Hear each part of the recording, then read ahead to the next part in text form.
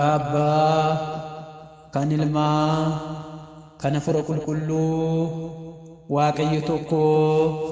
Amiin. Amiin. Jaalatamtoota maatii Waaqayyoo kan taatan Waaqayyoon kan sin jaalatu sinis Waaqayyo kan jaalattan maqaa Waaqayyootiin akkam turtanii akkam yoona eegdanii akkam isaati kana eegdanii. Amiin. Amala isaatiin galateeffatamaa kan ta'e Waaqa waaqotaa Gooftaa gooftotaa mootii moototaa kan ta'e maqaan Gooftaa keenya Yesuus Kiristoos kan ulfaatee fi kan kabajame nuuf haa ta'u.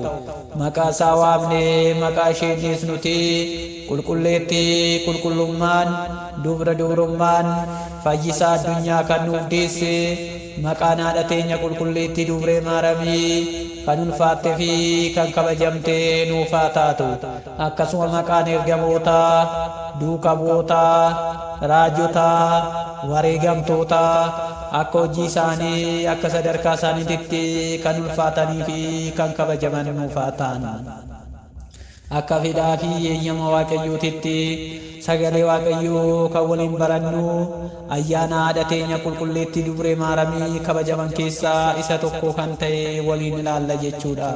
Egaa ayyaana haadha teenya qulqulleetti dubree maaramii ayyaanota gurguddoo keessaa yeroo mara kabajaman keessaa ayyaana haadha teenya qulqulleetti dubree maaramii jedhamu kan beekamu fulbaana 21 kabajamu keessaa ayyaanni kun isa tokko jechuudha. Egaa ayyaanni kun sababa gurguddoowwan lamaaf kabajama.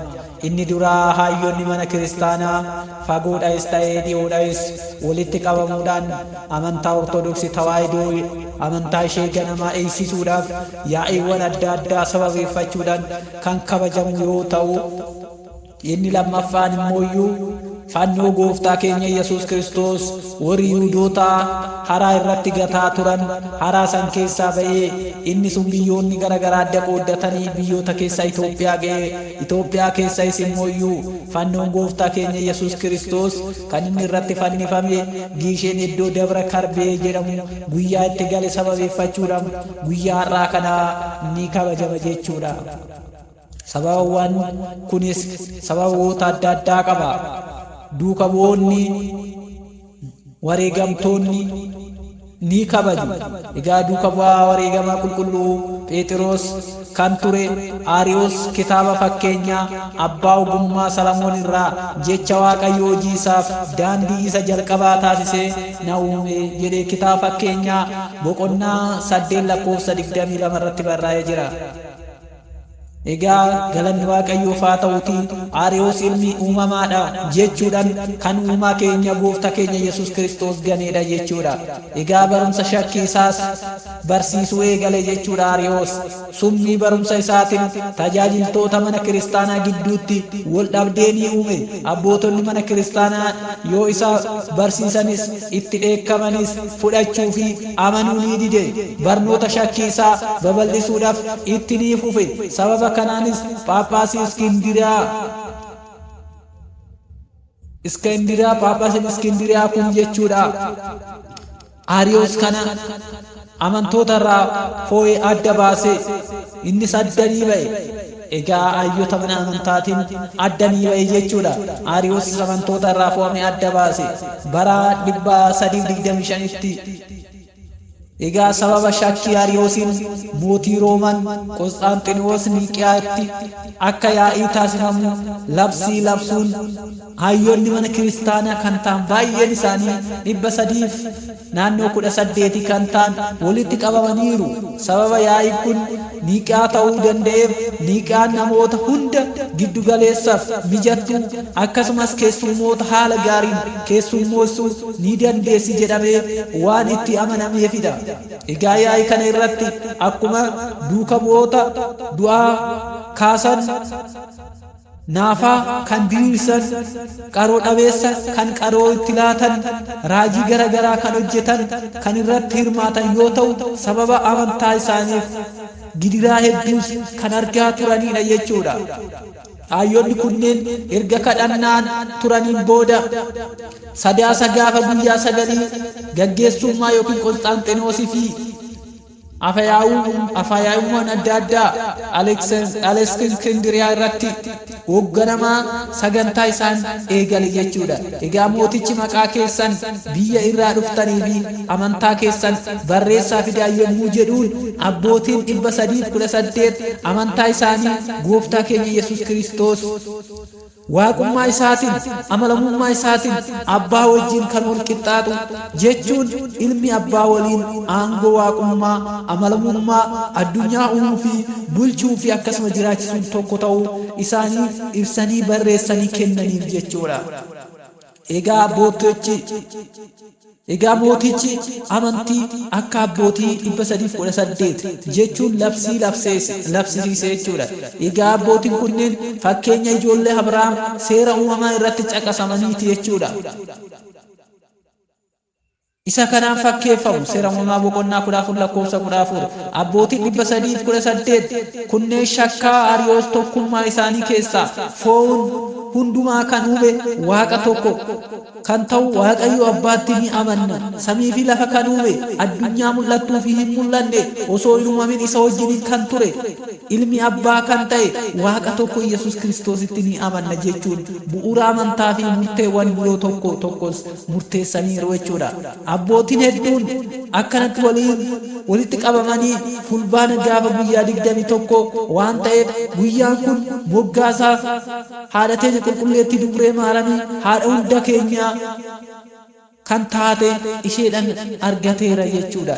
Egaa nutis akkuma abbootiin keenya nu barsiisan kitaaba qulqulluun nu hubachiise Waaqayyo uumuudhaan dabarsuudhaan jecha hafuuraan lapheedhaan jireenya taayitaadhaan aangoodhaan waaqummaadhaan yookiin amalamummaadhaan tokko ta'uusaa kan nutti ibsu seera uumamaa boqonnaa 1 lakkoofsa 26 yookiin wangeela Yohaannis boqonnaa 14 lakkoofsa 10 irratti ni arganna jechuudha. Egaa akkasuma maqaadhaan gochaan qaamaan sadi ta'u jechuudha.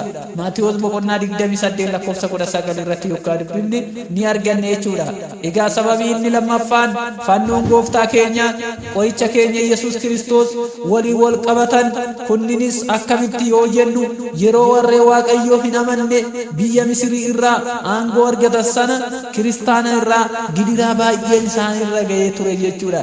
Egaa kiristoononni kunniin yaada tokko ta'uun mooticha Itoophiyaa Hatsee Daawit akka isaan gargaaruuf hayyoonni ni dhiyeeffatan jechuudha. Yeroo kana laga Giyoon hanga Sanaar yookiin Suudaan ga'utti deemuun jalaanii cufan jechuudha. Jireenya uummata Misir laga Giyoon irratti sababa bu'uureffateef nuyi mootii Itoophiyaa waliin nagaa fi jaalalaan jiraachuu irra kan hafe rakkoo biraa hin qabnu. Kanaafuu lammaffaa isin hin tuqnu laga Giyoon nuuf gadhiisaa. Sababa cufamuu laga kanaatiin kiristaanonni keessan ni rakkatu jechuun kennaa wajjiniin araarsituu ergan jechuudha. Egaa mootii Itoophiyaa haa ta'u duras isin ganan malee jechuun kennaa isaanii hunda deebisuun laga Giyoon jala cufanii turan deebisee ni bananiif jechuudha. Haa ta'u malee biyya koos samii fi lafa bokkaa ni laatti.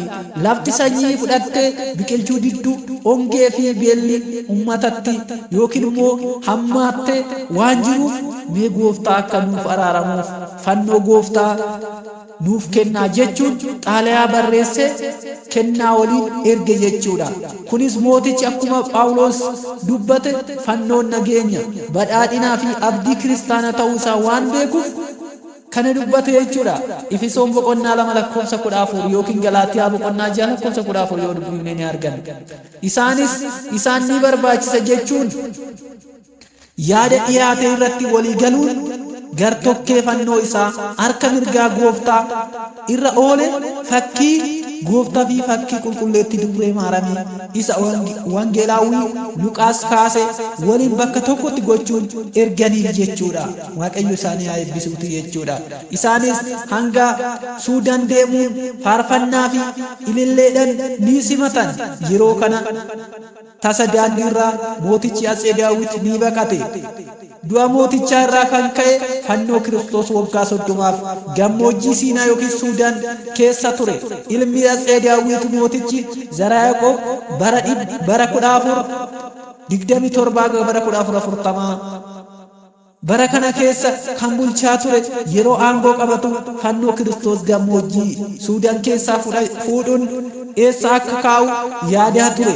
Mootichi fannoo gooftaa bakkeewwan garaagaraa kanneen akka Tulluu Inxooxoo, Dabra Tsiggee, akkasuma Mannaagashaa, Maaramii Wacacaa, Maaramii kaa'uun yaalee ture jechuudha. Fannoo kana bakkeewwan caqasaman kanneen kaa'uuf garuu fedha Waaqayyoo waan hin turreef gooftaan abjuu fannoo koo bakka qaxxaamuraa kaa'i jechuun itti dubbate. Yeroo kana mootichis labsii labsuudhaan ayyaana taasisee gara tokko fannoo Kiristoos gara kutaa biyya Walloo Ambassaa Giishen Tulluu Dabra Karbee irra kaa'uun mana qulqullummaa mana qulqulleetti durbee Maariyaam jechuun fannoo gooftaa kabajaan kaa'anii jechuudha. Egaa seenaa kana irraa mallattoo fannootiin hafuurawwan hamaan hundi kan sodaatanii fi dhalli namaa gidiraa seexanaa fi rakkina jalaa kan ba'e sirna bilisa baasaa fannoo ta'uu ni hubanna jechuudha. Yoo amantii raawwanne fannoo hafuura hamaa akka balleessu rakkoo akka nurraa fageessu ni qalbeeffanna. Nu ijoollee Waaqayyoo mallattoo injifannoo godhannee qabannee hanga dhumaatti ni deemna. Fannoon humna keenya waan ta'eef, fannoon jabina keenya waan ta'eef jechuudha. Humna hamaas ittiin mo'anna. Walumaa galatti ayyaanni waggaa kana yeroo kabajamu manni qulqullummaatti kan argamne jireenya bara baraa kan ittiin wangeela Waaqayyoo barannee kabaja fannoo fi humna isaa ittiin argannu akkasuma kabaja foonii fi qulqullummaa dhiiga gooftaa fudhannee jireenya bara baraa kan ittiin naallu kan ittiin qopheessinu akkasuma eebba sugaa fi kabaja adda addaa haadha keenya qulqulleetti dubree Maariyaamii fi fannoo gooftaa keenya irraa guyyaa itti argannu nu haa taasisu. Yaa saba Waaqayyoo nuti isaayyuu arganne jabaannee dhaabbanna. Fannoon humna keenya nu jabeessa waan ta'eef jechuudha. Gooftaan keenya Yesuus Kiristoos fannoo isaa kana waan jaalateef kan inni irratti fannifame haga fannoottis kan faana deemte haati keenya qulqulleetti dubree Maariyaamii har'as fannoon ishii mana ishii keessatti galee mana iddoo kabajamtu iddoo Giishen Dabra Karbee jedhamu fannoo sun taa'ee nuuf fayyina kenna iddoo kabajaa fi iddoo jaalatamaa sanitti jechuudha. Waaqayyoon eebba biyya keenyaaf kennu hunda keenyaaf yaa kennu. Kakaasee kan na jalqabsiisee kan na xumursiisee galanni Abbaadhaaf, galanni Ilmaaf, galanni Hafuura Qulqulluuf, galanni deessoo haadha isaatiif, galanni fannoo isaatiif, galanni ergamoota duukaa bu'oota raajota toloota isaatiif yaa ta'u. Amiin.